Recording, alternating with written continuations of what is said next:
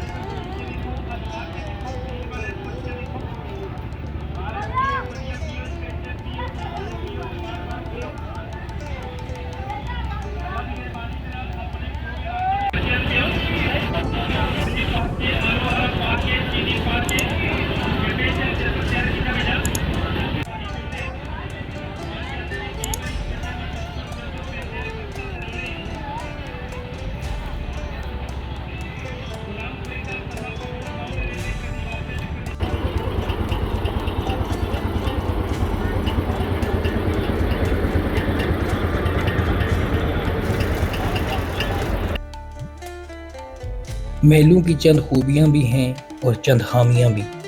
خوبی یہ ہے کہ اس سے ثقافتی ورثے کو تحفظ ملتا ہے، سیاحت کو فروغ ملتا ہے، کاروباری مواقع اور روزگار پیدا ہوتے ہیں، لوگوں کو ذہنی سکون اور تفریح مہیا کی جاتی ہے۔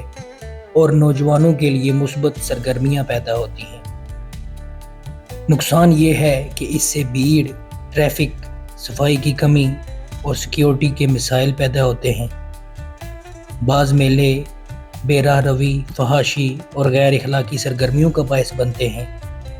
بلند آواز میں موسیقی، شور اور کوڑا کرکٹ ماحول کو متاثر کرتا ہے۔ جیب تراشی، لڑائی جھگڑے یا خواتین سے بدتمیزی ایسے واقعات پیش آتے ہیں۔ میلوں کا مقصد تفریح، ثقافت کا فروغ اور معاشی بہتری ہے، لیکن اگر مناسب منصوبہ بندی اور نگرانی نہ ہو تو یہ مثبت کے بجائے منفی نتائج دے سکتا ہے۔ ہمیں چاہیے میلوں کو منظم، محفوظ اور اخلاقی دائرے میں رکھ کر معاشرے کے لیے فائدہ مند بنائیں۔ پاکستانی ثقافت میں میلوں کی اہمیت بہت گہری، رنگین اور تاریخی ہے۔ میلے نہ صرف تفریح کا ذریعہ ہوتے ہیں بلکہ یہ ہماری تہذیب، روایات اور اجتماعی شعور کا عکس بھی ہوتے ہیں۔ اولیاء کرام کے عرس اور روحانی میلوں میں ہزاروں عقیدت مند شریک ہوتے ہیں۔ یہ محض تقریبات نہیں بلکہ روحانی وابستگی اور اخلاقی تربیت کا ذریعہ بھی ہوتے ہیں۔ مختلف طبقوں، قوموں اور علاقوں کے لوگ ایک جگہ جمع ہو کر بھائی چارے کو فروغ دیتے ہیں۔ فرقہ واریت اور علاقائی تعصبات کم کرنے میں میلوں کا اہم کردار ہے۔